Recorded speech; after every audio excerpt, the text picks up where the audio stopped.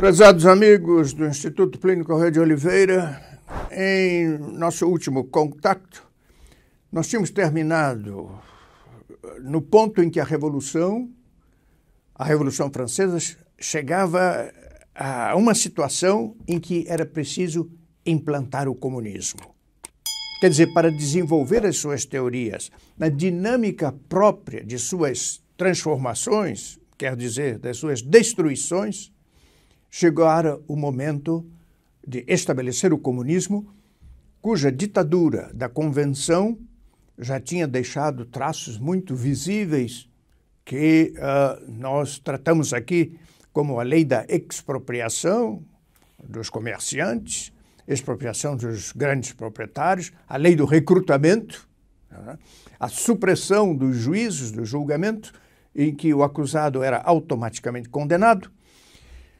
Bem, chegara o momento de estabelecer o comunismo, e foi estabelecido, como nós veremos a seguir. Para nós é muito importante ter isto em mente, porque a Revolução Francesa não é glorificada como sendo aquela que introduziu o comunismo no mundo, mas foi. O comunismo foi implantado, só não durou. Ele não perdurou na França, porque, além das transformações brutais introduzidas, a supressão da propriedade, porque o comunismo deseja a propriedade abolida, a abolição da propriedade, a famosa reforma agrária, que em particular no Brasil é tentada com insucesso, graças à luta de Plínio Corrêa de Oliveira, contrário à supressão da propriedade, porque num país, se fizer a reforma industrial, passar a indústria para o controle absoluto do Estado, não caracteriza propriamente o comunismo. Se confiscar os bancos, não caracteriza propriamente o comunismo. O que caracteriza o comunismo é a reforma agrária, é a supressão da propriedade rural, é a introdução no campo da burocracia governamental comunista. Então, a tendência à revolta, diz Plínio Corrêa de Oliveira, é o germe da Revolução Francesa. O sonho da supressão da autoridade, eles tinham suprimido o rei, tinham suprimido todas as instâncias locais, como nós vimos recentemente, quer dizer, existiam autoridades na prefeitura, no exército, autoridades que vinham ainda do regime feudal, o senhor em suas terras. Ele determina o trabalho daqueles que estão lá junto à produção. Isso tudo foi suprimido. Havia as escolas, as universidades, toda a autoridade suprimida. Só a Convenção dava o impulso ao governo francês. Então, esta sede de supressão da autoridade, sobretudo a autoridade eclesiástica, recordemos-nos da Constituição Civil do Clero, que punha o clero sob as ordens da Convenção, do governo revolucionário, a supressão do rei, do governo civil, levava o quê? A liberdade levava à ditadura.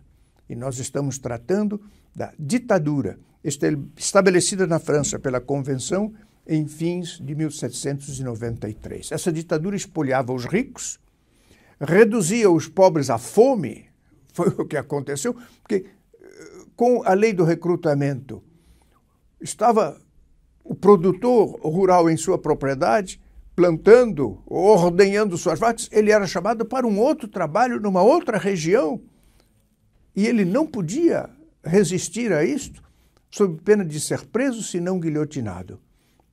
A corrupção se alastrou enormemente.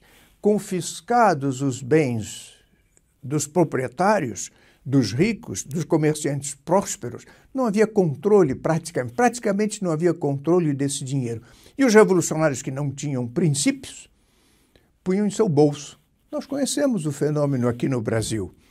Aqueles que pretensamente lutam pelos trabalhadores se enriqueceram, como poucos burgueses no mundo se enriqueceram, além de querer enriquecer os países comunistas, como Cuba, onde benfeitorias foram feitas, às custas do povo brasileiro.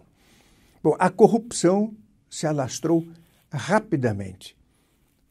Não tinham moral, não tinham princípios aqueles assassinos da Revolução Francesa, se não diretamente assassinos, aqueles que concordavam com a mortandade da guilhotina e a mortandade dos que não queriam a Revolução ou não se entusiasmavam pela Revolução. O prefeito de Lyon era um ladrão conhecido. Bem, em meio ao caos, à confusão, à destituição das autoridades naturais e orgânicas, como os professores, como os militares, a nobreza local proprietária de castelos e que tinha uma influência muito grande em toda a população, é a corrupção que reina. É a corrupção que toma conta da cidade de Lyon. Eu estou falando de Lyon, mas poderia ser Bordeaux, Toulouse, Marseille, onde fatos semelhantes aconteceram, mas não tão graves como em Lyon. O Comitê Revolucionário, que decidia tudo em Lyon, ele é governado por 12 vagabundos que traficavam bens e vidas. Mas vagabundos não é uma palavra que eu estou usando para ofendê-los, não, era como eles eram considerados na lei. Quer dizer, viviam de expedientes, não tinham formação profissional, não tinham profissão fixa, facilmente eles se entregavam ao roubo. Esses eram aqueles que governavam a comunidade de Lyon. Imagina o grande descontrole, desequilíbrio que eles assim introduziam na sociedade, com a partida, o afastamento das legítimas autoridades locais.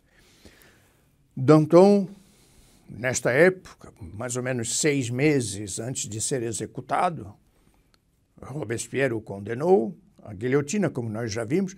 Danton dizia: nós temos que ser terríveis com os comerciantes, com os proprietários, tão terríveis quanto somos com a nobreza e os padres.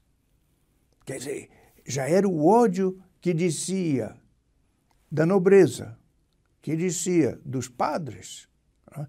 E passava aos proprietários, aqueles que produziam bens, os que tinham fortuna. É isto que caracteriza o comunismo.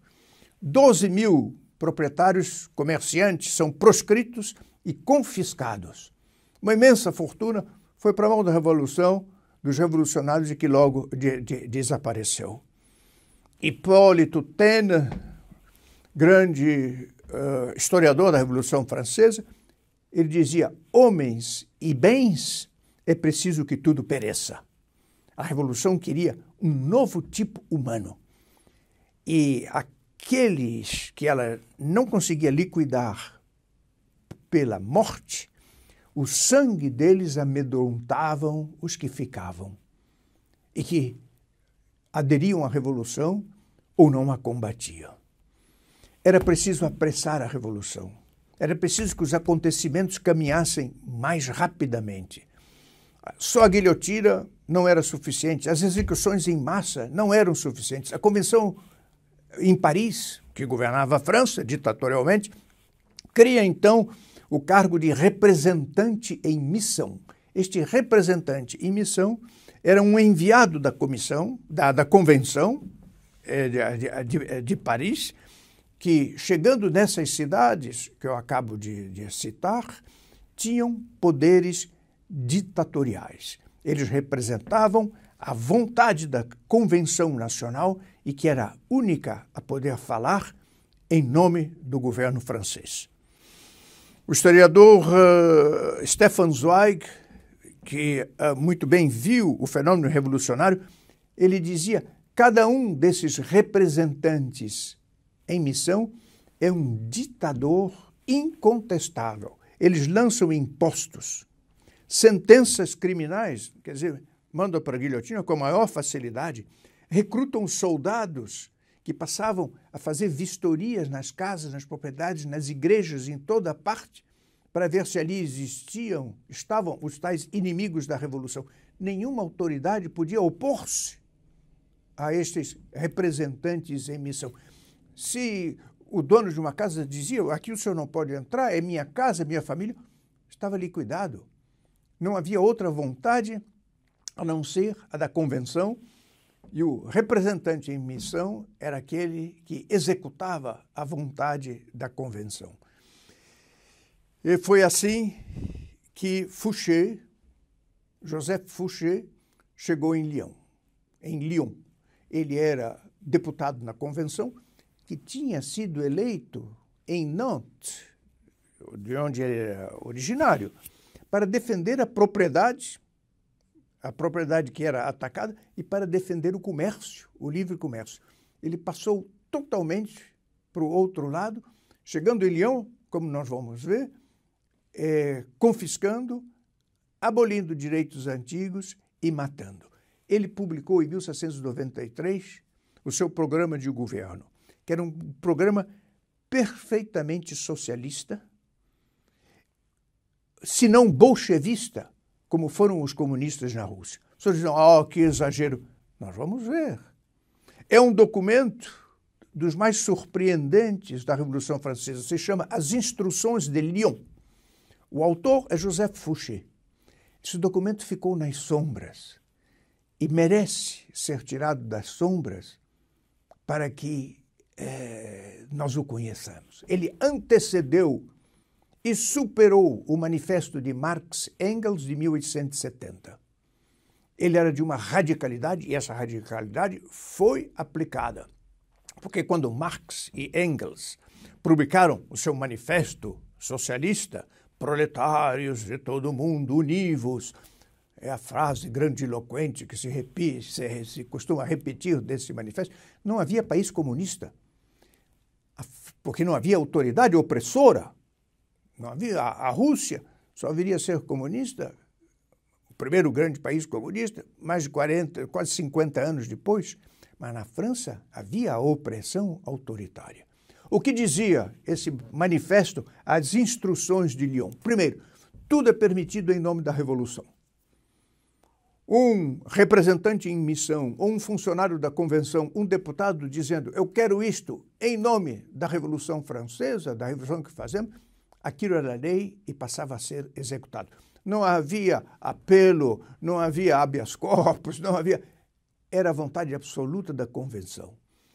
A Revolução, segundo ponto, foi feita para o povo. Mas o povo não é a classe dos ricos apegados a seus privilégios e que usurparam os bens da sociedade. É a linguagem que nós ouvimos até hoje.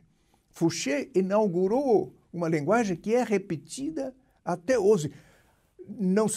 As reformas não são possíveis porque os ricos são apegados aos seus privilégios, como se os ricos fossem ladrões. Ora, ladrões eram aqueles que confiscavam injustamente. Outro princípio das instruções de Fouché, o povo é a classe dos pobres que sustenta a nação com seu trabalho. Ora, é a classe dos pobres que sustenta, o que é falso, porque quem sustentava a nação eram os ricos produtores. É assim em toda parte. Mas ser rico era ser desonesto. Isso é uma arbitrariedade injusta lançada pela Revolução e válida até hoje. Todo rico que com sua inteligência, sua aplicação, seu esforço, conseguiu formar bens para ele e para a sua família, é um tubarão usurpador de bens que pertencem à nação. Nós vamos ver com que fortuna morreu Fouché. Riquíssimo. Mas Fouché pregava isto em nome da filosofia da Revolução Francesa, que é uma filosofia comunista. Não podemos deixar subsistir as diferenças de fortuna. Outro ponto da instrução de Lyon. Quer dizer, igualitarismo total, já não mais social, abolindo a nobreza, abolindo o clero, mas econômica, comunismo. Todo homem que possui mais do que necessário é um infrator dos direitos do povo. Ele chegava a determinar o confisco de roupa de cama, de sapatos, de armários na casa para que todos tivessem a mesma quantidade de objetos em suas próprias residências. E terminava dizendo liberdade ou morte. Liberdade. Liberdade é um nome de código da Revolução Francesa e que significa submissão, significa oposto ao regime estabelecido pelos revolucionários. Eu me adianto um pouco, já falei das funções de Fouché sob a ditadura napoleônica, sob o império de Napoleão I, no reino de Luís XVIII, depois da restauração da monarquia orgânica e verdadeira, Fouché morreu riquíssimo, tanto ele roubou. Casou-se pela segunda vez na Igreja Católica, no momento em que ele perseguia os católicos, confiscava a igreja, queimava igrejas, mosteiros inteiros. Ele proibia que os sacerdotes usassem batina fora da igreja. Determinou por lei que os párocos deviam se casar e adotar uma criança. Bonzinho, não? Que crianças eram essas? Eram os órfãos das milhares de vítimas que ele tinha mandado para a guilhotina. Esta é a incongruência dos revolucionários, a falsidade dos revolucionários franceses, a hipocrisia da revolução. Sobre eles tremulava a bandeira tricolor, que é a bandeira oficial da França nos dias de hoje. Quer dizer, aqueles que aceitam essa bandeira, aceitam os princípios, de algum modo, em medidas diferentes, dos princípios errôneos da Revolução Francesa. Lyon era uma cidade industrial e agrícola. A seda, produzia-se seda em Lyon, exportava para todo o mundo.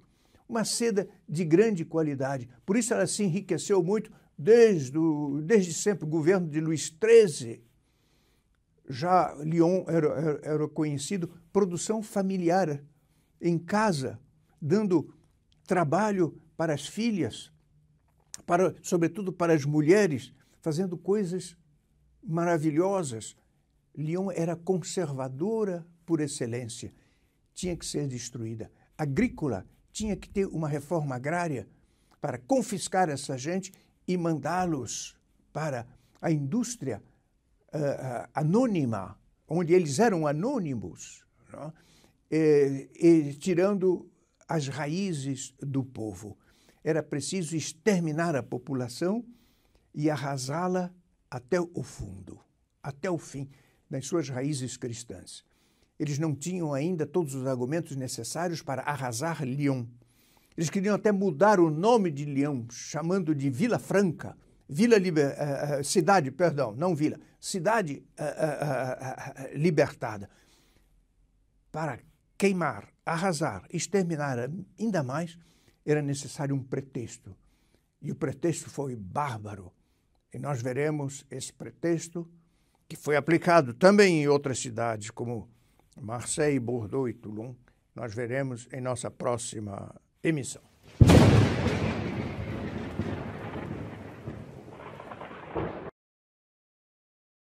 Chegamos ao final deste vídeo e eu gostaria de lhe convidar, se você ainda não é inscrito, para que se inscreva neste canal. Essa inscrição é uma reação de pessoas que, como você, estão preocupadas com o Brasil e com o futuro da civilização cristã. Se você quiser ser avisado dos novos vídeos, entre no nosso canal no Telegram ou no Twitter. Os links para o Telegram e o Twitter do Instituto estão aqui na descrição deste vídeo. Além disso, também nessa descrição, além de vários links importantes, há o link para o grupo Articulação Brasil. Se você quiser receber alguns benefícios específicos que nós separamos para essas pessoas que fazem parte desse grupo, dê uma olhada neste link e veja aquilo que você receberá ao mesmo tempo que permitirá essa ação que nós estamos desenvolvendo no Brasil. Entre esses benefícios está a missa todos os meses celebrada na sua intenção e de seus familiares. Também, na minha opinião, a melhor revista de cultura católica do Brasil, que é enviada ao seu endereço, ao endereço que você indicar, que é a revista Catolicismo. Tudo isso e muito mais aqui nesse link do Grupo Articulação Brasil. Dê uma olhada. Aqui ao meu lado começam a aparecer alguns vídeos recomendados. Dê uma olhada também nesses vídeos, compartilhe entre seus amigos. Muito obrigado, viva Cristo Rei e Sua Mãe Maria Santíssima.